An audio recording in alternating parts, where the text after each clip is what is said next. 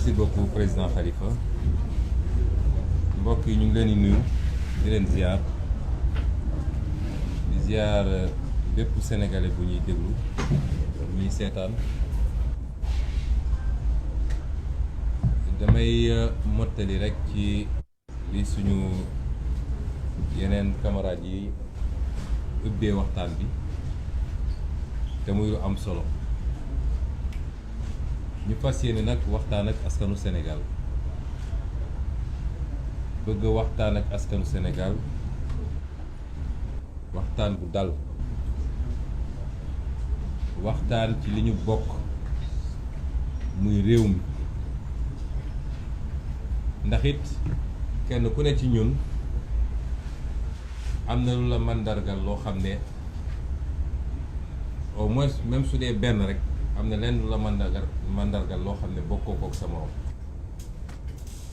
moo xam ci dëkk boo cosaanoo moo xam ci waasoo goo bokk walla diine gi walla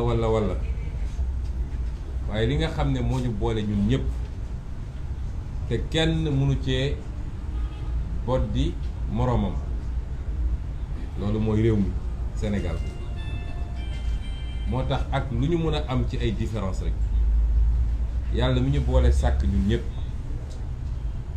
mu nammee ci ñun ñu ànd daf ñoo boole ci lu am solo muy réew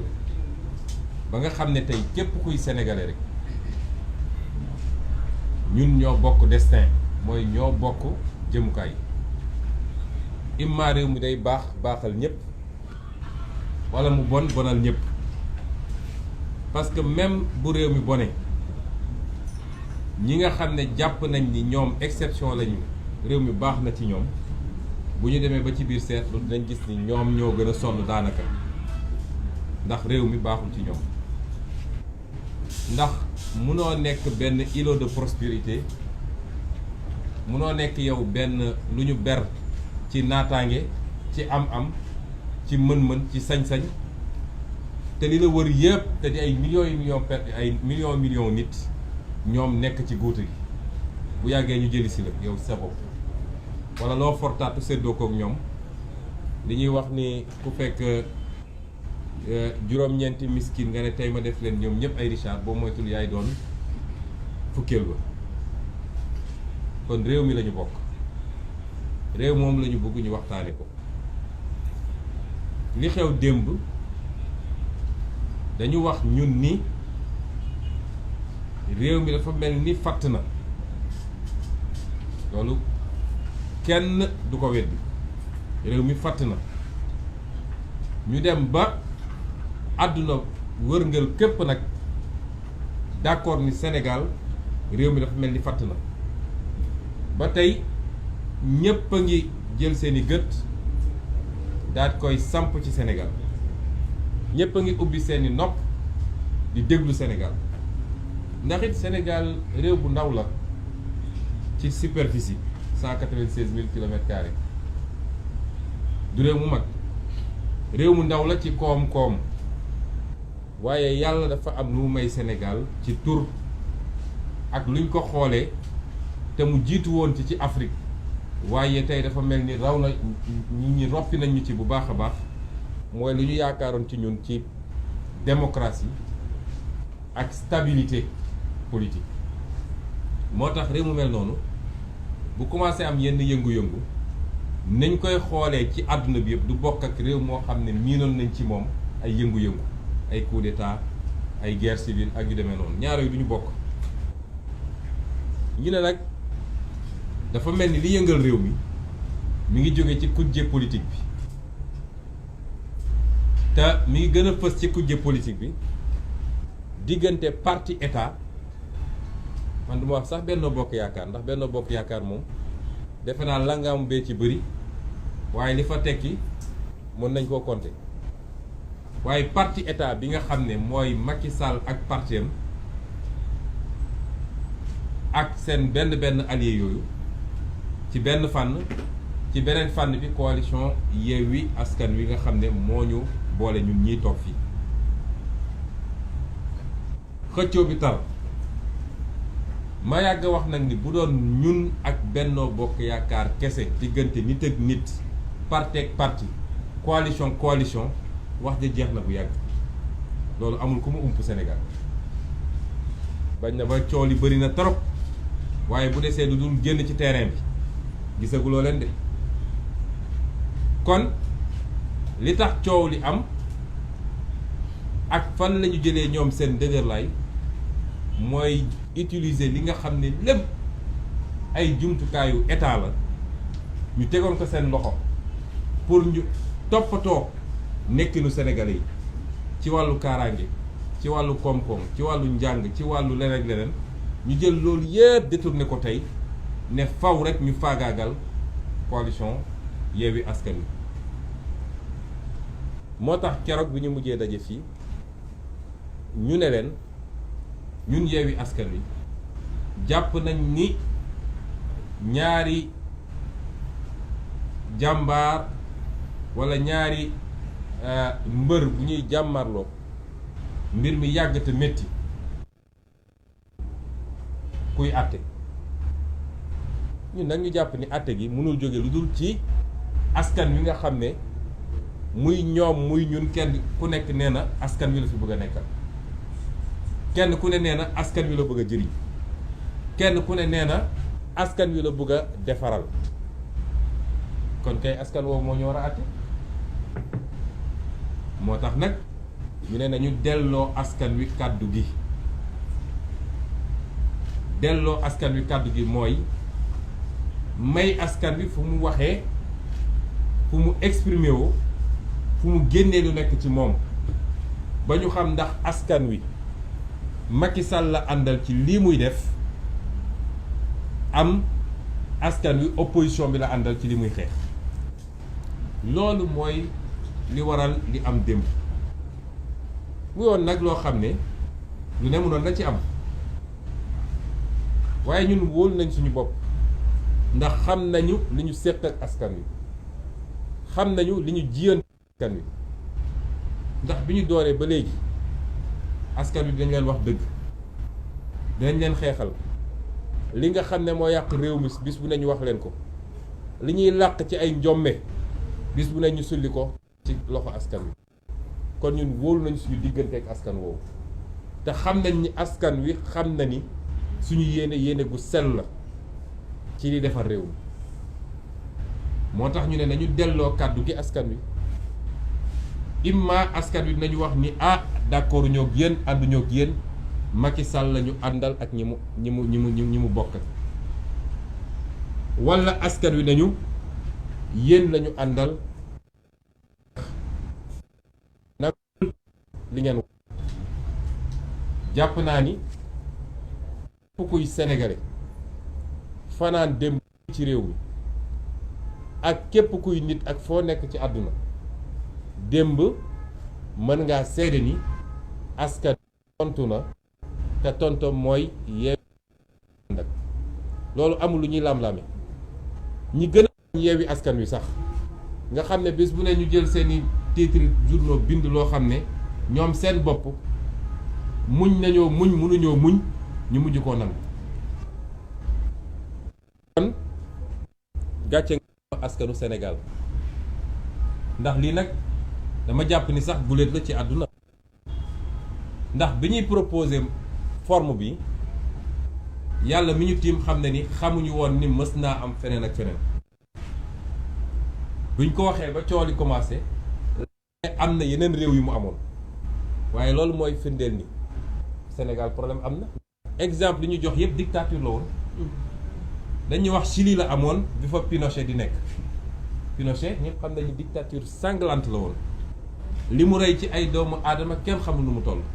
ba tey jii Chiliens yi ñu ngi vivre sekeelu dictature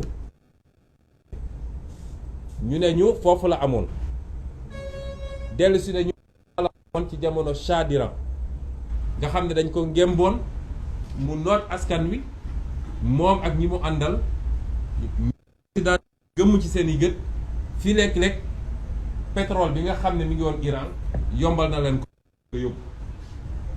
kon suñu joxee ñaari exemple ñetteel ba di Macky Sall wane na ni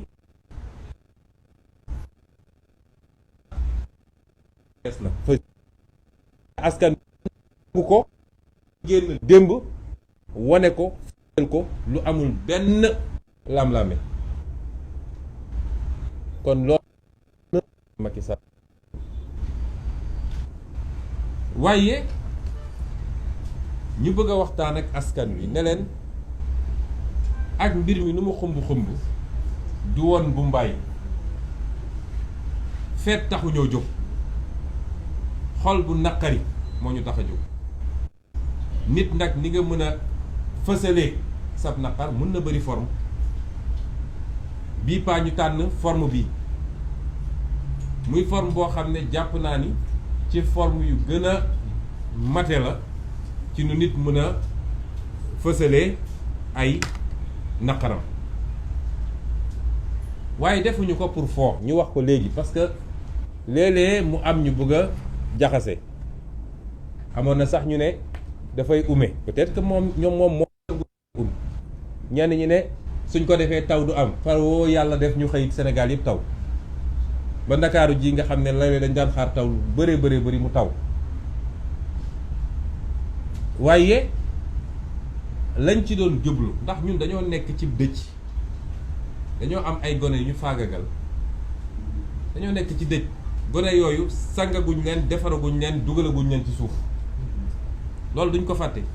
kon ñun nekkuñu ci caaxaan waaye lii dafa bokk ci xeex bi ñu bëgg a fàttali Sénégalais bu nekk nii mën nañ ko defee kenn ku nekk ni mu ko yéegee waaye forme de lutte la forme xeex contre dictature Macky Sall la ak yorin gi mu yor réew ak njabootam ci politique ak njabootam ci deret loolu lu mat a fàttali la di wax sénégalais yi tamit ni lii nañ ko waxoon keroog rek luy tàmbali la te dàqantewul ak yeneen xeetu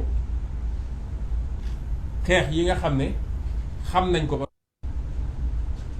parce que nguur gu mel ni nguur Macky Sall kuy jàmmaarloog moom il faut nga bëri pax kon bu ñu jàpp ni lii dafa dàq lépp wala lii dafa yem ci bii déedéet waaye li ñuy ñaan askan wi mooy nañ ñu déglu parce que ñu bëri woon nañu ndax dañ koy def bés bu ne déedéet duñ ko def bés bu ne lu ñuy def nañ ko démb tabarkalla macha allah yàlla may nañu ci lu kawe suñu dinañ leen waxaat kañ lañ koy defaat te sorewul te dinañ ko defaat di ko defaat Macky Sall di ñu abal réew mi waaye lu ñuy organiser la te bañ koy defati lii ñu ci sàkku nañu ci Sénégalais yi ñu am lu ko mat ñett wala ñeent loolu la ñuy ñaan Sénégalais yi waaye dinañ leen prochaine date bi kañ la te dina tombeek loo xam ne lu Sénégalais yëpp di nangu ñu war a def la te dinañ ko def ci anam goo xam ne dinañ ko ful ba mu ëpp lii luñ ci am démb kon ñi ngi jaajëfal Sénégalais yëpp wax ni kóolute gi ngeen am ci ñun ñi leader yi yëpp toog fi ngeen gis fi ak ñi fi newul parce que dañoo am ngànt kóolute googu duñ ko mus a war parce que gor am na lu mu àttanut moo tax ñi yor nguur gi duñu gor ndax 17 millions de Sénégalais ñi ci war a mën a nekk 17 millions yooyu ci ñuy dund ci jamono jii laa wax de amaana bu bëree ba bëri ñaar ba ñett la wala juróom ndax cycle président ni mu mel yàlla tànn la jaarale ko ci Sénégalais yi ne wóolu nañ la ba jox nañ la réew nga digoon Sénégal lu toll ni àdduna dem ba toog loolu yëpp nga génn ci wëlbatiku ba set wicc ba Sénégalais yi dafa mel ni li ñu doon xeex démb ak barki démb tey la waalo gën a ay loolu gore di weesuwul loolu wor sa askan waaye wor yàlla mi la bind loolu nag bu soobee kiy bind ñun ñi duñu mës a dal ñuy wax tamit ni bu ñu fàtte mukk lan moo ñu tax a xeex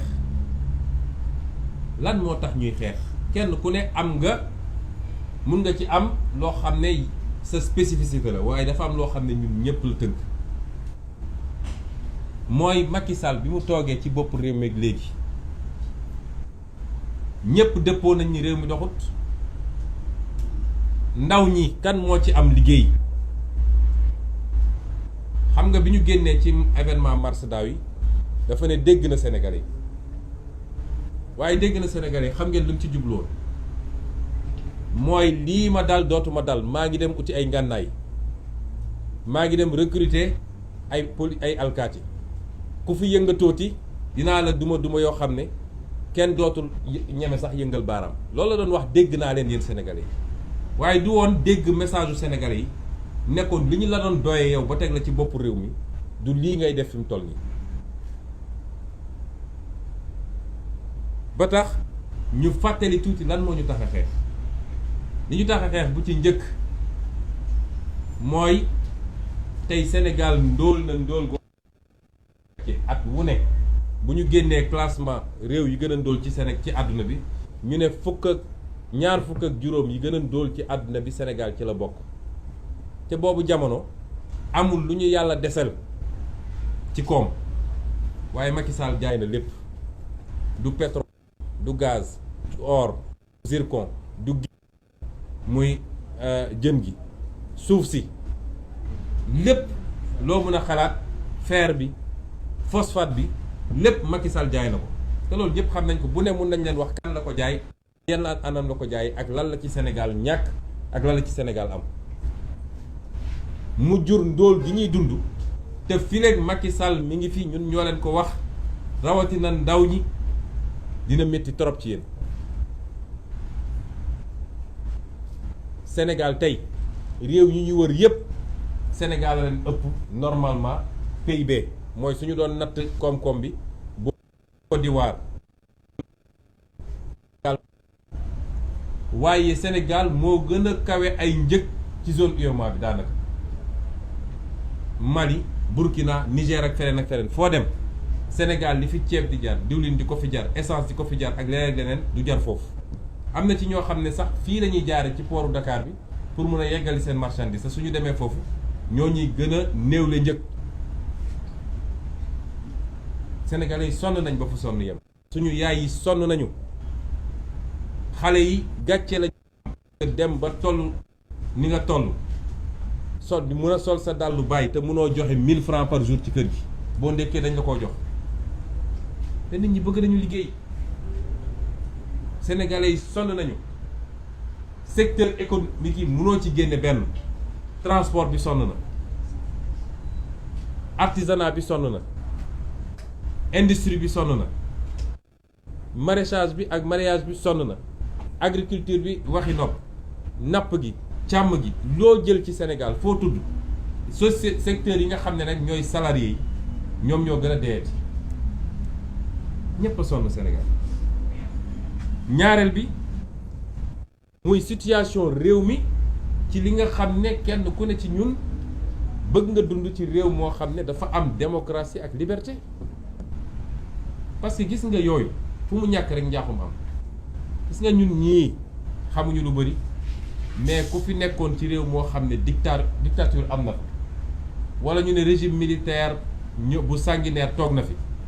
da ngay gis ñenn jóge ci yenn réew Afrique yi bu ñu ñëwee Sénégal day mel ni àjjana lañ ñëw parce que dañoo jot a dund dictature loolu nag ab xeex la boo xam ne ay conquête démocratique la ay génération xeex ko depuis bi bi di nekk ba tey jii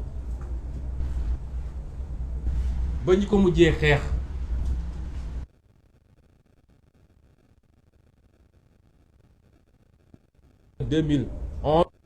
am na lu fi xewoon Sénégal dégg ngeen keroog li professeur Abdoulaye Bathily wax nga xam ne monument la ci xeex démocratie fii muy lu am solo loolu yépp nag ñu dajale woon ba teg ko fii menn Macky Sall ñëw na nee na démocratie googu dootu fi am parce que moom dafa bëgg a téye nguur gi ci anam xam ne du ko séddoo kenn du ci wax ak kenn bëgg a toog mooy li ko dese ci ngiru dundam dafa bëgg a nekk président de la république menace boobu bokk na ci li ñuy xeex tey te li ko mën a firndeel bëri na. Macky Sall bi mu fi nekkee léegi justice bi musiba la ci Sénégal kenn ku ne ci dès lors que nee nga man ànduma ak Macky Sall xamal ni sa cellule Macky Sall defar na ko ba noppi ba toog. Macky Sall bi mu fi nekkee léegi keroog bi ñuy def décompte bi te dinañ ko publier tëj na lu ëpp 700 personnes pour motif politique 700 personnes tëj na ko pour motif politique. ñenn ñi léegi ñu ngi toog ci conseil de ministres parce que moyen de chantage da koy def ci nit ñi moom jàpp na ni faw rek nit ñi ànd ak moom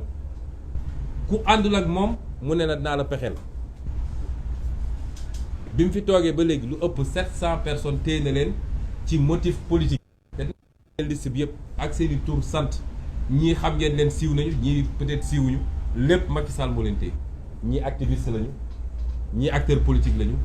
ñii société civile la ñii syndicaliste lañu ñii ay chroniqueur lañu kenn xamul ñaata nit la Macky Sall téye tëj leen ci kaso bi lépp nag ci métital. léegi rek maa ngi gis information xaw ma ndax dëgg la am déet ni Cheikh Bara Dolly fi mu ne nii paquetage lañ ko yóbbu chambre 10 sax paquetage lañ ko yóbbu ci koo xam ne d'abord lañ la jàppee du yoon mënuñu laa jàpp en tant que député def détournement de procédure pour yóbbu la en instruction ba pare yóbbu ko paquetage loolu yëpp lu mu ci jublu mooy métital toroxal nooy def rek ba nit ki souffrir. moo tax gis nga yéene néeg la àdduna commencé gul bay jeex dinañu gis ci kanam bu soobee yàlla. Macky Sall bi mu toogee léegi les forces de défense et de sécurité dafa jël ay nit teg leen ci bopp force de défense et de sécurité ñoo xam ne c'est des criminels sanguinaires ku xam seen carrière xam ne yàgg nañoo rey nit ne leen nag faagaagal leen. ku yëngatu dóor leen wala rey leen Bignona bee ak Ziguinchor rey nañ fa ñaari nit xam ngeen li tax ba léegi famille yi mënuñoo jot ci koor yi parce que dem nañu la ñu tàmm def version ci médecin légiste bi ngeen jégal mu ci kàddu bi mu wax lu dul dëgg ne bal reyu ko ab paakaa ko rey ñu gaawantu mobiliser seeni médias ñu def ay titres yu rëy famille bi ne leen d'accord waxu leen dëgg waaye jox leen ñu corps bi ñu def contre expertise ñun lànk ne duñ joxe corps bi ba léegi ñu ngi jël corps yi tëj ko ci morgue bi ñoo na fi mu ne nii gendarmerie moo koy garder pour bañ rek famille yi jot corps yi pour def seen contre expertise xanaa kay du ñu jóg ñëw dem suuli doomu jàmbur yi tôt ou tard nañ ko delloo te xaw ma lu ñuy lijjanti ci biir xaw ma ñu ngi dagg di opérer di tëj ay fatt ay bunt pour ñu bañ a gis ni lii bal la lu am àjjuma passé ba tey jii bëggoo joxe koor yi te yow génn nga ne paaka la joxel koor yi ñu contre expertiser parce que dañu transformer suñu force de défense et de sécurité du ñëpp nag waaye dañoo jël ay assassins notoires dugal leen ci biir ñooñu ñooy reyaate ñooñu ñooy tirer à balles réelles ci kaw des foules désarmées loolu mooy bilan Macky Sall ci wàllu truc wàllu administration waxatuñu l'administration a été clochardisée mooy administration bu màndi ñu jël ay nit gis ngeen li direction générale des élections def mais li gën a garaaw mooy ay nervi yi nga xam ne Macky Sall da leen di recruter nervi ñëpp xam ko ci Sénégal président de la République buy recruter ay nervi daaw bu muy def tournéem Fouta ñëpp gis nañu ay nervi yu mu recruter alkaat yi taxaw di seetaan tey manifestation bu am nervi yi siège u APR la ñuy jóge nekk ci ay pick-up ñëw romb alkaat yi ñoom ñëpp ñu leen di seetaan ñuy dal ci kaw xale yi démb comme défaite bi ñu am démb métti dañu xaar ba xaaju guddi ñu dem dajji ay buntu néegu étudiant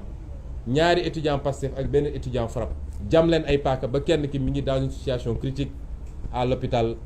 principal fi mu toll nii avec la bénédiction du directeur du COUD ndax mooy recruter nervi yi Macky Sall encouragé ko ci lii moo xew Sénégal moo tax sooy dégg yenn wax yi ngeen baal ma ci kii waaye da nga naan doy na waar daal ma yemale ko foofu sooy dégg yenn wax yi te muy jóge yenn saay ci gémmiñu kilifa da ngay xam ni lii xew Sénégal mënul woon ñàkk xew ndax dafa am ñuy légitimer loolu ku toog naan xale bu dem ci manifestation soo fa dee yaa mag yaa ñàkk sa bakkan yow yaa ngi incité pour ñu rey parce que manifestation ak dee lan la ñu sëq dem manifester pacifiquement ñibbi nit toog naan boo fa deewee yaay trit yow sa bopp tu fais l'apologie de l'assassinat, des assassinats ciblés te loolu moo xew Sénégal fi ñu toll nii ba tax ñu ne leen li xew tey nag ñu yokk ci yeneen ñaar yu am solo te lépp nag dama bëgg sénégalais yi dégluñu système Macky Sall mi ngi tënku ci ay nit te dama leen yàggal lim dinaa leen limaat système Macky Sall moom Macky Sall moom ci boppam ñëpp xam mooy kan ci ñàkk a wekk sénégalais yi moom waxatul ak sénégalais yi bañ na ba démb bi mu jaaxlee ba jaaxle dañu dem génne koo xam ne loolu la ñuy wax le France Afrique dëgg muy Robert Bourgi nga xam ne gëjoon nañ ko dégg waaye li mu wax dafa leer parce que aveu la nee na je me rends compte est-ce que sénégalais yi xam nañu valeur Macky Sall ci international loolu li mu wund mooy moom xam na ni sénégalais yi wàccu nañu Macky Sall bëggatuñ ko moo tax mu ñëw naan leen yéen seen waa ji est-ce que xam ngeen ko waaye lan mooy valeur Macky Sall sur l'international ñaareel bi mooy fu mu jaaxlee nag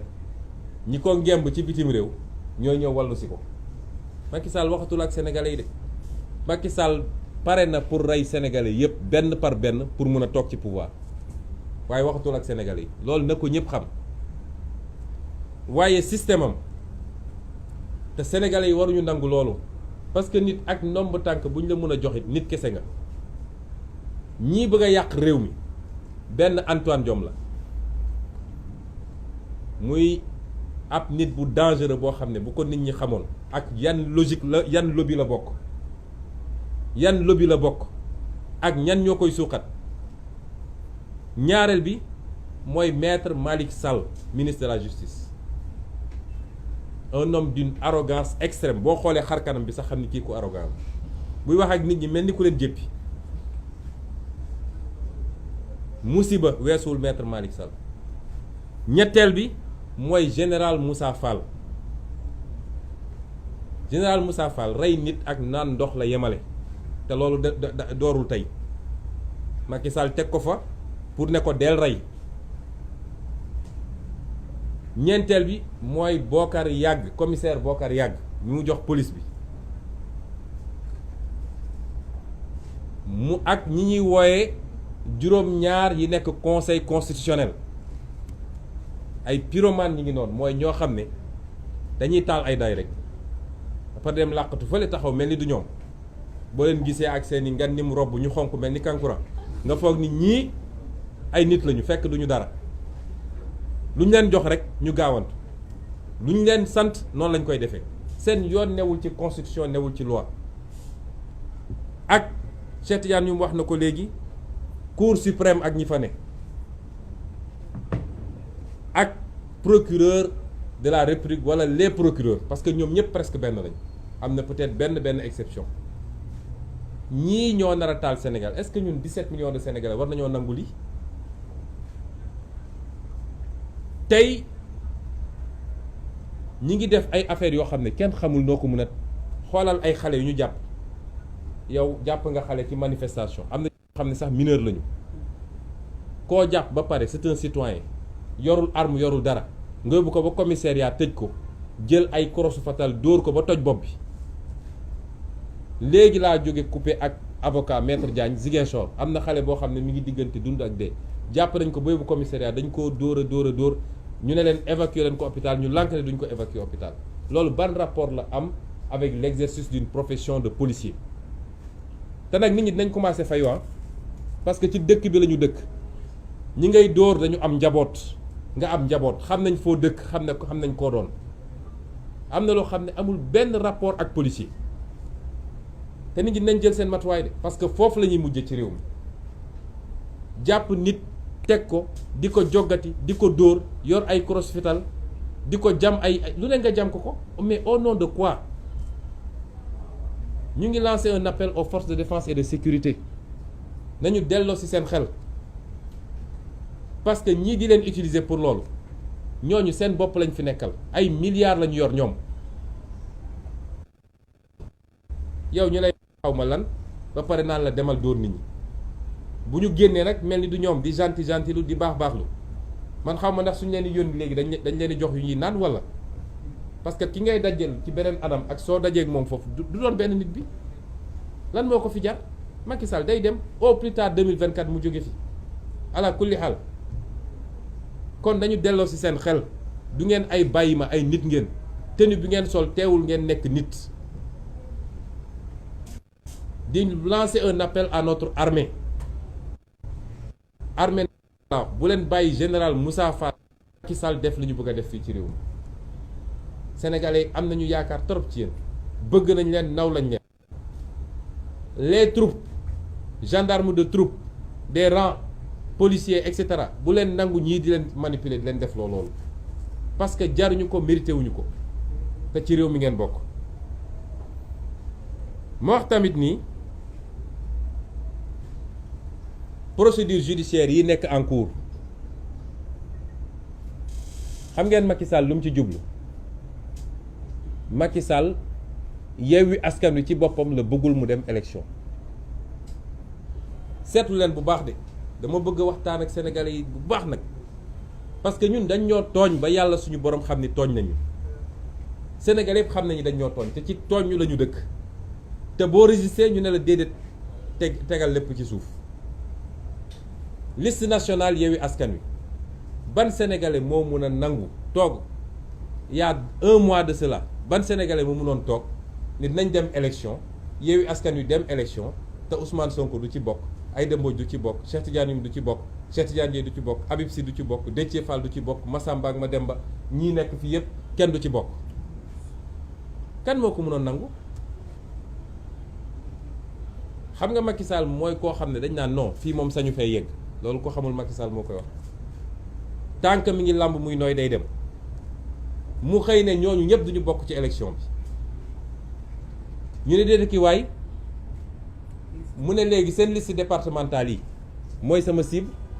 xool leen arrestation yi c'est des arrestations ciblées Cheikh Abdou Bara Dolly Mbacké moo jiite suñu liste Mbacké ñëpp xam nañ ni Mbacké enjeu électoral bu rëy la 5 députés plus de 400 000 ou 500 000 électeurs en tout cas ñu tuuti ci war na mat 400 000 nga ñëwaat ñu ne Guédiawaye 195 000 électeurs nga xam ne enjeu électoral bu rëy la nga ñëw ne Ahmed Aïdara jàpp naa la ñu newaat déet Ziguinchor nga xam ne enjeu électoral bu mag la ne serait-ce qu'à titre symbolique Guy Marius Sagna mooy tête de liste bi nga ne jàpp naa Guy Marius Sagna ñu ne jeexagul de Pikine enjeu électoral bu rëy la Mame Diarra Fam nekk je crois deuxième sur la liste en tout cas mu war a nekk première femme nga ne jàpp naa Mame Diarra Fam ba nga xam ne du dem après nga ñëwaat ne xam ngeen li tax keroog ñu taxaw buntu kër Barthélémy Dias toog fa ba le lendemain man sama kër toog nañu ba ay 1 heure yooyu ñu takk seen bagage dem waaye Barthélémy dañ faa toog ba le lendemain man génn naa dem ci ñoom ne leen damay dem jumaa ñu ne ma déet jàppuñu ma xëy naa dem ci ñoom ne leen sama waa kër dañuy génn jàppuñu ma Barthélémy bu tegoon tànk ci buntu këram ñu jàpp ko parce que tête de liste Dakar bi la ñu soxla woon stratégie la Macky dafa teg ay pexeem te dara du ko delloo gannaaw askan bi dama bëgg ñu xam loolu dafa teg stratégie am parce que moom mbir mi question de vie ou de mort la ko def kuy jàmmaarloog Macky fi mu ne nii soo ko deful question de vie ou de mort munoo parce que moom foofu la ko yóbbu fa mu leer amul lu ko jomb ci mbir mi li ma wax nii ay fait la xam nga du lu ma inventé yéen ñëpp mun ngeen ko gisal seen bopp su yemoon foofu nag mu ne seen mandataire national Déthié Fall moom si boppam soxla naa ko ndax bi ñii di génn fii ñoom ñëpp a génnandoo Cheikh Tidiane yu mu génn na nu mu tudd Moussa Tine génn na Khalifa Sall génn na waaye instruction bi ñu leen joxoon mooy ñun kii la ñu soxla Déthié Fall soxlawuñu ñii ñëpp Déthié Fall la ñu soxla parce que su éliminé nañu déjà Cheikh Tidiane Youm éliminé nañu Khalifa éliminé nañu Moussa Tine éliminé nañu Aïda Mbodj ñooñu soxlaatuñu leen woon donc stratégie bu leer la Macky Sall teg stratégie boobu xagul moo wax leen lan moo tax ñu dàq procès yi démb Malick Sall moom moo woote ne moom dafa bëgg dossier yi ñoom li ñuy ut mooy des condamnations de principe pour que gars yi tombé sous le coup de l'article 34 xam ngeen article 34 mooy lan mooy privation des droits civiques inéligibilité loolu la ñuy rechercher fi mu toll nii moo tax ñu xam ni justice bi tey soo demee justice bi tey tous les jeunes juges sont des juges indépendants yu am ful la am fayda ñun ni ñu nekkee ndaw di xeex noonu la amee ay ndaw ci biir magistrature bi ñuy xeex dossier li ndaw ñee koy jël mu xam ni ndaw ñi suñ ko jël relax pur et simple mooy am mu demander le renvoi pour ñu dem en audience spéciale pour que les chefs ñoom seen bopp jël soo demee Dakar le juge Ba nga xam ne mooy président tribunal bi nga xam ne c'est devenu un faucon de Macky Sall te loolu moo garaaw parce que ñu xamoon lañ démb ak barki démb xamoon nañ yan façon nit lañu mais Macky Sall day suul ndaanaan juge Ba boobu tey su ngeen sàgganul su ma waxee mun nañ daw dellu gannaaw mais boo moytul moom wala kenn kuy xaw a yem ak moom ñooy dem jël audience rien que pour faire des condamnations de principe des condamnations yoo xam ne da leen di permettre ñu dellu si sous le coup de l'article 34 daa di permettre au juge de prononcer l'inéligibilité mu nekk sur 2 ans sur 3 ans sur 5 ans loolu lañ ci jublu te loolu la ñu fas yéene def suba à Guédiawaye avec Ahmed Aïdara loolu la ñu fas yéene def avec Guy Marius Sagna loolu la ñu fas yéene def avec Cheikh Abdou Bara Dolly lii moo am Sénégal léegi nit ñi ne ñu léegi yéen croiser leen bras rek ngeen toog bàyyi Macky Sall muy def loolu la ñu nit ñi bëgg a wax est-ce que loolu lu xel mën a nangu la moo tax fii lenn moo fi des face à la justice de Macky Sall et je rends un vibrant hommage aux jeunes qui se battent à l'intérieur du système et qui mais surtout mag leen di encourager bu leen changer quelle que soit pression yi ngeen jël bu leen changer parce que àdduna gannaaw yàlla dara fi te nit da ngay am gëm-gëm moo tax tey ñun mënuñu lu dul xeex Macky Sall changé wul virgule su ma déggee ñu naan nañu wax ak kilifa diine yi nañu wax ak diw ak Macky Sall yoonam newul ci kilifa diine yoon régulateur social Macky Sall bu jaaxlee ba sukk ba xam ne mi ngi waaj a perte pouvoir am ci lay woo kilifa diine lu ko may du wax ak kilifa diine su kilifa diine waxee du ko déggul moo tax ñoo amul pexe fii ma wax ko sénégalais yi mu leer xeex moo fi des takk suñu ndigg xeex parce que gis nga àdduna benn yoon rek la ñuy dund li am solo mooy naka nga dundee benn yoon la ñuy dund benn yoon la ñuy dee loolu moo fi des moo tax ñuy woo sénégalais yépp nag ne leen na ngeen gën a takku parce que xeex bi day door ñu ngi maintenir suñu dañ ko def parce que Macky Sall bu yaakaaree ni ci ay chars de combat ak ay liif ak ay tiré balle la yaakaar ni moom mën na tax ba noot Sénégal yëpp dafa xamul Sénégal Sénégal c'est un grand peuple lii wane ni Sénégal c'est un grand peuple te Macky Sall su ko doon may mu xalaat tuuti gis nga peuple bi génn démb manifester contre lui tëgg même peuple bi moo demoon devant le palais bi ñu jëlee Coupe d'Afrique parce que peuple boobu xam na lan mooy la nation bu jotee bu nation bi wootee bu patrie bi wootee ak lan mooy lan la ñu war a segg loo xam ne mbirum benn nit la boo xam ne pouvoir daf ko jiital ba lekkatul naanatul nelawatul boo defee loo xam ne peuple bi foofu la lay xaare en tant que président di nga dégg bi ñu gagné Coupe d'Afrique def nañ ko bi muy inauguré ay affaire am peuple bi yëpp dem na waaye bi mu dellu siwaatee ci li mu nekkoon peuple bi d'accord moo tax ñu ne peuple bi nañu yokk mobilisation bi parce que fexe ba Macky Sall jóge fi en 2024 loolu moo door tey na ngeen xam ni 2024 16 mois moo ci des bëriwul tant comme que Macky Sall changé wul dara ci doxalinam kenn warul wàcce ay loxoom di seetaan saa suñu waatee dañ leen ko ñaan parce que Sénégal mun na door waaye mënul yeggali dañ naan sénégalais mun na door waaye yeggali moo ko jafe lii nag dañuy tàmbali kese bu Yewwi Askan Wi wootee bu opposition bi wootee Sénégal yëpp nañu génn kenn ku nekk ko moo tax ñu ne leen lépp loo xam ne programme nañ ko ci activité waxoon nañ leen ni am na le 29 activité bu ñu programme ba pare changé wuñ ci lu toll ni tarfata ayn lii la ñu bëggoon wax ci lu gàtt et di yokk aussi beneen appel boo xam ne démocrate yi ne ci réew mi yëpp lañ koy lancé à commencer acteurs politiques yi rawatina ñi ñu bokkal xeex bi waaye mouvement citoyen ñoom ñëpp nag lañ tàllal seen loxo parce que dootul mbirum politique avenir u Sénégal la mouvement citoyen yëpp nag ak luy seen jubluwaay rek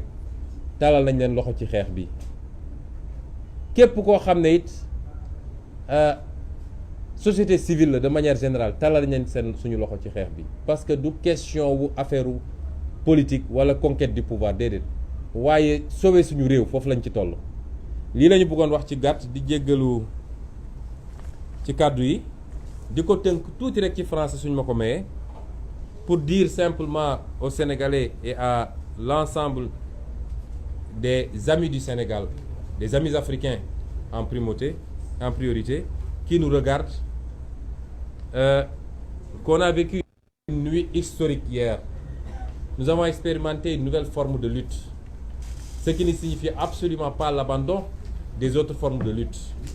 Et c'est pourquoi j'ai dit tantôt que nous maintenons l'ensemble des activités qui étaient programmées, notamment celle du 29 à venir. Nous allons nous battre avec toute l'énergie dont nous disposons. Parce que nous avons en face de nous un monstre qui est décidé à piétiner les Sénégalais pour assouvir sa soif de troisième mandat. Je veux faire comprendre aux Sénégalais que Macky Sall n'est plus un homme lucide. Pour ceux qui ont pu regarder le film qui s'appelle Le Seigneur des Anneaux, si vous connaissez le personnage de Gollum, vous comprendrez qui est Macky Sall. Gollum obsédé par la bague magique au point de jusqu'à suivre la bague magique qui était tombée dans une fontaine de feu et qui a fini par brûler, par se consumer. Macky Sall aujourd'hui ne voit qu'une chose, le pouvoir encore et le pouvoir. Il ne respire, il ne mange et il ne dort que par rapport à son projet de troisième mandat. Voilà un homme extrêmement esseulé. Qu'y a-t-il aujourd'hui autour de Macky Sall? Dites-le moi. Extrêmement esseulé derrière les sécurités, qui est son seul rempart. Sa coalition n'est que l'ombre d'elle-même. La preuve, à chaque fois qu'on a projeté de faire des activités, nous avons reçu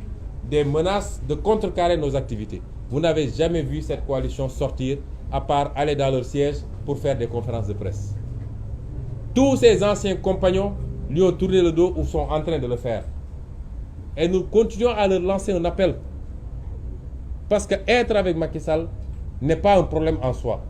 Mais le suivre dans sa folie, le suivre dans son obsession pour le pouvoir, c'est ça qui peut être un problème. Nous appelons tous ceux qui sont autour de Macky Sall et qui ne sont pas d'accord avec ce qu'il est en train de faire. C'est que c'est une majorité à prendre responsabilité parce que le Sénégal transcende de Macky Sall ou d'Ousmane Sonko ou de Khalifa Sall. Le Sénégal est un bien que nous devons transmettre à nos enfants et à nos petits-enfants. Et nous devons le transmettre d'une meilleure manière qu'on l'a reçu nous-mêmes. Et c'est cela l'enjeu aujourd'hui. Mais voilà un homme esseulé derrière son palais. Hier, paraît-il, il s'est bunkérisé. Il y avait plus de 7 chars de combat à Mermoz. Ils ont mis même des checkpoints pour que vous puissiez passer. De quoi a-t-il peur? Que des casseroles traversent je ne sais quoi pour venir le trouver à Mermoz. Voilà un homme complètement coupé des réalités du Sénégal. Et c'est pourquoi c'est un homme dangereux. Parce qu'un homme complètement vomi par son peuple, ne disposant d'aucune sympathie, encore moins de popularité, et ne comptant que sur des forces de défense et de sécurité dirigées par des sanguinaires que sont le général Moussa Fall et Bokar Yag, pour mater et brimer son peuple. Cet homme est devenu un danger dont il faut se débarrasser. C'est ça qui est l'enjeu. Et c'est pourquoi nous félicitons le peuple sénégalais. Nous sommes très fiers de ce peuple. Nous avons un très grand peuple que le monde entier admire parce que ce peuple a toujours su répondre présent au moment des grands rendez-vous. Et ce peuple continuera à répondre présent. Hier, le peuple sénégalais a démontré à la face du monde que c'est un peuple digne et fier. Mais c'est un peuple adossé sur des valeurs et des principes. Ce peuple n'est pas sorti pour Ousmane Sonko ou pour Yewwi Askan Wi, pour un leader de Yewwi Askan Wi. Il est sorti parce qu'il est convaincu que ce qu'on lui a dit, c'est ça la vérité. Il est convaincu que Macky Sall est dans le tort absolu. Et ce peuple-là, nous l'appelons à continuer à rester debout. Parce que nous le devons aux générations futures. Ce qui est en train de se jouer au Sénégal est historique. C'est la possibilité de prendre définitivement le bon départ pour le Sénégal. C'est ça qui est en train de se jouer. Et c'est pourquoi le système dans son intégralité se sent menacé. Aujourd'hui, c'est les symboles les plus affinés et les plus achevés de la France-Afrique qui sortent, qui montent au créneau pour défendre Macky Sall. Vous avez vu la sortie de Robert Bourgi qui n'est pas gratuite, mais qui est un aveu de taille, puisqu'il reconnaît que Macky Sall est vomi par les Sénégalais. Et il fait la leçon aux Sénégalais. Ce monsieur se permet de faire la leçon au peuple sénégalais pour leur dire comment pouvez-vous tourner le dos à un homme comme Macky Sall qui est très considéré au niveau international. C'est un aveu en même temps. Mais c'est parce que tout le système, dans son volet interne comme international, se sent menacé, ne s'est jamais senti autant menacé. Mais c'est pourquoi il est dangereux ce système. Il n'hésitera pas à liquider physiquement. Il n'hésitera pas à mettre le chaos dans le pays. Pour que de ce chaos naisse ou se perpétue le système, sous quelque forme que ce soit. Coup d'État, des militaires préparés, ou alors la liquidation d'adversaires pour que... Lisez l'article du colonel Kébé, qui est bien placé pour vous parler de ces considérations-là. Mais il y a un seul bémol par rapport à tout ça. C'est que le peuple sénégalais n'est pas ce peuple-là. Et le peuple sénégalais saura faire face parce qu'on ne nous volera pas ce nouveau départ. Personne ne nous le volera. Ni au niveau interne, ni au niveau international. Et dire au peuple sénégalais que nous ne sommes pas dans des festivités. Nous sommes en deuil. Au moment où je vous parle, nous avons 2 victimes assassinées par Macky Sall et ses sanguinaires lors des manifestations à Bignona et à Ziguinchor. Nous en avons 2 à Dakar qui n'auraient rien à voir avec les manifestations mais qui ont subi des dommages collatéraux. Pour les victimes de Bignona et de Ziguinchor, les familles ne peuvent même pas encore disposer des corps. La police a encore, l'État a encore mis la pression pour faire mentir le médecin légiste et pour faire dire aux gens qu'ils ont été tués par un objet contondant, patati patata. La famille a dit d'accord, c'est pas vrai parce que nous avons été là, nous avons vu. Mais rendez-nous le corps de notre enfant, nous allons faire la contre-expertise. Jusqu'à présent, ils refusent de prendre les corps. Macky ne se limite pas à faire des prisonniers politiques. Il fait également, même les dépouilles mortelles, il en fait maintenant des prisonniers. Il refuse de rendre aux familles les corps des victimes pour que ces familles puissent commettre une contre-expertise et dire à la face du monde qu'ils ont été assassinés par Macky Sall et sa police. C'est ça qui se passe aujourd'hui. Et c'est fondamentalement grave. Mais dire au peuple sénégalais que nous sommes en deuil. Mais nous sommes aussi en train de gérer une situation parce que nous avons plus de 200 personnes qui ont été injustement, illégalement interpellées par Macky Sall et qui sont aujourd'hui dans les geôles. Et quelquefois qui sont torturés. Nous avons des jeunes arrêtés, désarmés, menottés et des policiers permis de s'acharner sur ces jeunes-là à coups de crosse et à coups de bottes. Voilà là où on en est au Sénégal. C'est des méthodes qu'on ne pensait pas pouvoir voir au Sénégal. Parce qu'ils ont infiltré la police avec des recrutements que nous connaissons. Et pour tout ça, nous ne sommes pas là pour faire la fête, la fiesta. Nous ne sommes pas là pour taper sur des tam-tams. Mais nous avons voulu expérimenter un mode de contestation, de protestation qui vient s'ajouter à d'autres modes de protestation, notamment les mobilisations qu'on va continuer à faire. Et demander au peuple sénégalais de continuer à rester mobilisé. Parce que tant que Macky n'aura pas changé, il ne faut pas qu'on change. Si on lâche aujourd'hui, je le dis à chaque Sénégalais et à chaque Sénégalaise, d'ici et de la diaspora, si on lâche parce qu'il y a l'intimidation en face, si on lâche parce qu'il y a des soi-disant médiations qui souvent ne se bougent que lorsque Macky Sall est dans une très mauvaise position, si on lâche, on est tous morts. Parce que quand il y a eu les événements de mars passés, Macky Sall a dit qu'il a entendu les Sénégalais. Je veux dire aux Sénégalais et à la communauté internationale que ce que Macky Sall voulait dire par là, c'est qu'il va prendre les dispositions pour que plus jamais que les Sénégalais ne puissent s'exprimer comme ils l'ont fait lors de ces manifestations. En quoi faisant? Il est allé s'armer en Turquie, en France, en Israël. Il a amené énormément de matériel de répression. Et vous voyez le dispositif qu'il sort à chaque fois qu'il y a manifestation. Vous ne voyez même pas ça en France. Vous ne voyez pas ça dans les pays développés.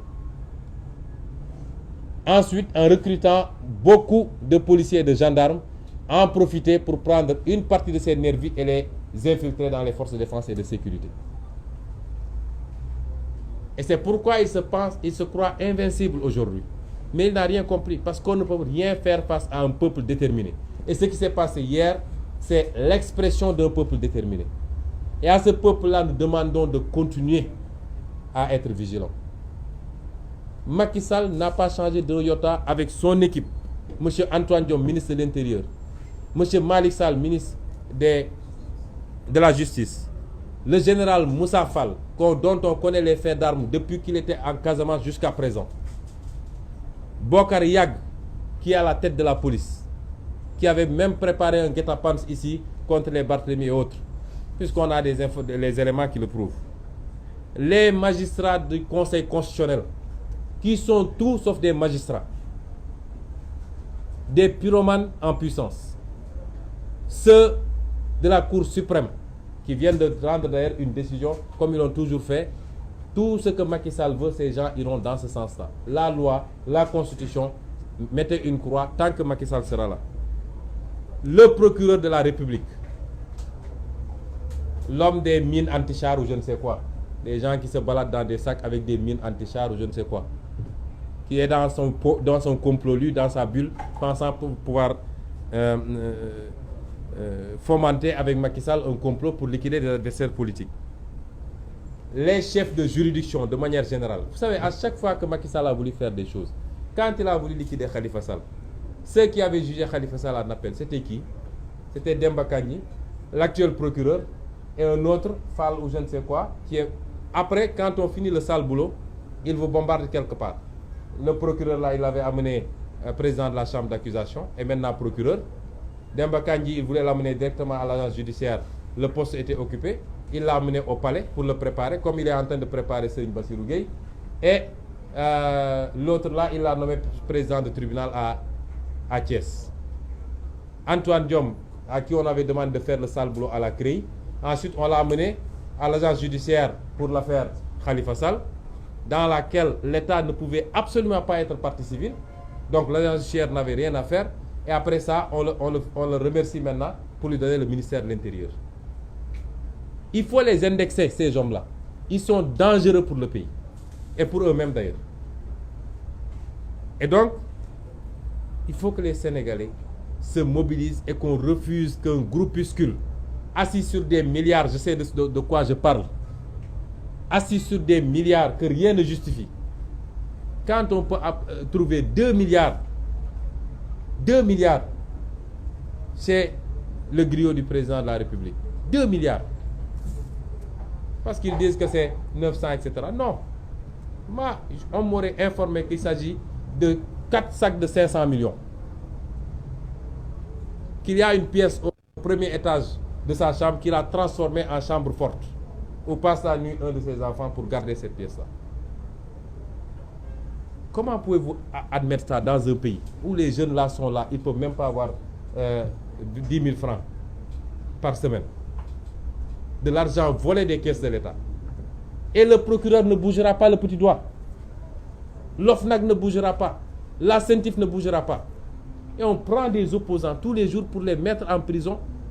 de manière injustifiée. Et il y a des gens qui nous disent malgré tout croisez les bras et chacun d'entre vous n'a qu'à attendre son tour. Nous le refuserons. Nous combattrons Macky Sall sur son terrain. Les FDS, les forces de défense et de sécurité, vous n'êtes pas des criminels. Refusez que Macky Sall vous transforme en criminel. Vous êtes des Sénégalais comme tout le monde. La justice, et je salue le courage des jeunes magistrats, particulièrement les jeunes juges qui sont dans les juridictions. Je veux dire ici aux Sénégalais, pourquoi nous allons nous battre jusqu'au bout. Macky Sall a éliminé notre liste nationale, puisqu'il y a la liste des suppléants. Mais quel est le Sénégalais et l'Africain, et même partout dans le monde, quelqu'un qui aurait pu imaginer les élections législatives sans que nous tous ici, je ne dis pas que nous représentons toute l'opposition, mais je crois que personne n'est plus significatif que nous dans cette opposition-là, qui aurait pu imaginer cette élection législative. C'est comme vous nous dites, une élection législative en France, sans Mélenchon, sans Marine Le Pen, etc., parce que les gens ont décidé d'éliminer ces listes-là. Qui aurait pu imaginer ça?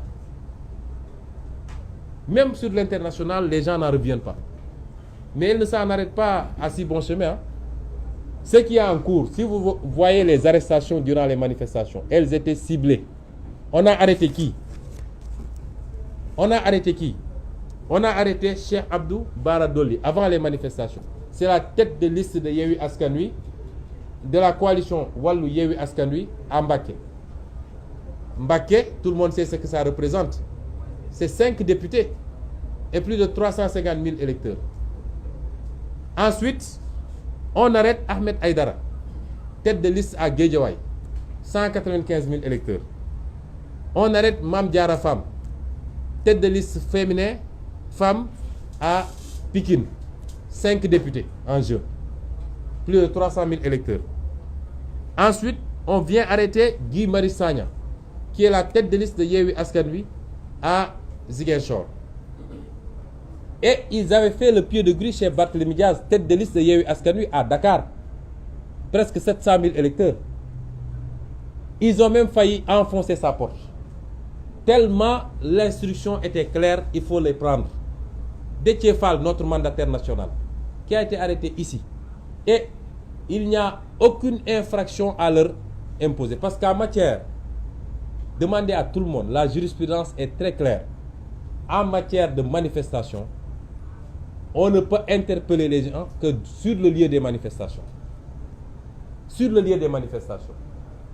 On ne peut pas interpeller quelqu'un à 3 km, 5 km, 20 km de la manifestation et on dit qu'on le poursuit pour participation à une manifestation interdite. Déthié Fall, on l'a arrêté ici, devant cette porte-là. Nous sommes à 2 ou 3 km des lieux de la manifestation. L'infraction n'existe pas. Ahmed Aïdara, on l'a arrêté à Guédiawaye, 12 ou 13 km d'ici. Et il marchait en direction opposée de la manifestation. Il allait à son bureau, pas en direction de Dakar. Mais il y avait des instructions. Mame Diarra Fam, qu'on arrête chez Barthélémy Diaz, qui va voir Barthélémy Diaz. Si vous voulez manifester, c'est à la place de l'Obélisque que vous allez. Une infraction qui n'existe pas, vous prenez les gens. Et Macky Sall, par l'intermédiaire de Malick Sall, tenez-vous bien, pourquoi on a fait les reports, les renvois? C'est Malick Sall qui a demandé à ce qu'on renvoie parce qu'ils ne veulent pas que les jeunes juges héritent des dossiers.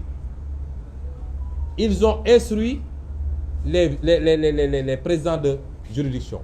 Pour Dakar, c'est Abdoulaye Ba lui-même, que je connais très bien, mais qui est devenu un des faucons de Macky Sall. Et c'est dommage, cette façon de clochardiser, non pas la justice, mais des gens. À Guédiawaye, c'est ce qu'ils veulent faire demain. Peut-être qu'ils vont reculer quand on va en parler comme ça. Ce qu'ils veulent, c'est un renvoi à la semaine prochaine. Pour que les jeunes juges, qui sont très indépendants, très fiers et qui connaissent le travail, ne prennent pas le dossier. Et c'est les chefs de juridiction eux-mêmes qui ont été instruits pour prendre les dossiers. Et vous savez pourquoi? Parce que ce qu'ils recherchent, c'est des condamnations de principe qui vont leur permettre d'invoquer la. Ce qui se passe aujourd'hui est particulièrement grave. Hier, Macky Sall est le directeur du COUD, puisqu'ils n'ont pas supporté la défaite. Vous avez vu la déferlante à l'université. C'est vers 2 h du matin qu'ils ont envoyé des nervis, qui sont allés défoncer les portes des étudiants porte-étendard. Il y a 2 de Pastef et un autre qui est de frappe. Ils les ont poignardés à l'arme blanche. Il y en a un qui est actuellement dans une situation critique à l'hôpital principal. Et la justice ne s'en saisira pas. Nous sommes dans ce pays, dans le Sénégal aujourd'hui. Et si on y prend garde, les gens vont riposter par tous les moyens. Tous les moyens possibles. En tout cas, moi, c'est l'instruction que je donne. Parce que rien ne justifie certains comportements. Et c'est pourquoi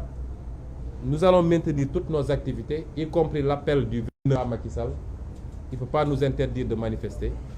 Nous allons maintenir cet appel. Et toutes les autres manifestations sont prévues pour faire face. Et ça, ce sera jusqu'au départ de Macky Sall de ce pays. Je ne pourrais terminer sans remercier encore une fois le peuple sénégalais.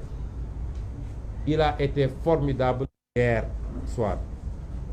Le monde entier est admiratif du Sénégal. Le monde entier est fier de ce que nous avons fait. Et il faut continuer à le faire. Vous ne le faites pas pour tel ou tel. Vous le faites parce que nous aimons tous ce pays. Nous sommes convaincus qu'il y a le potentiel qu'il faut pour le transformer. Il ne manque que le leadership qu'il faut. Et ce leadership-là, ce n'est pas Macky Sall. Tant que Macky Sall sera là, le peuple souffrira. Il a vendu toutes les ressources du pays à des intérêts occultes ou connus, mais étrangers. Il a fait la risée aujourd'hui du monde. Il faut s'en débarrasser et c'est ça le combat. Je lancerai un appel également à toutes les forces vives, mouvements citoyens, société civile. Ce n'est pas un combat politicien, ce n'est pas un combat du pouvoir. Parmi ceux qui sont victimes de Macky Sall, il y a des représentants de tous ces segments de la société. Nous vous lançons un appel pour continuer la mobilisation, pour la massifier même, parce qu'il y va de ce pays. Nous sommes aujourd'hui le 23 juin, qui est un jour symbolique, parmi tant d'autres, qui n'est pas très commémoré cette année et pour cause. Nous rappelons aux Sénégalais que cet esprit du 23 juin n'est pas encore mort. Et il est en train de prendre un volume beaucoup plus important que ce qui était passé le 23 juin d'ailleurs. Nous vous remercions de votre aimable attention.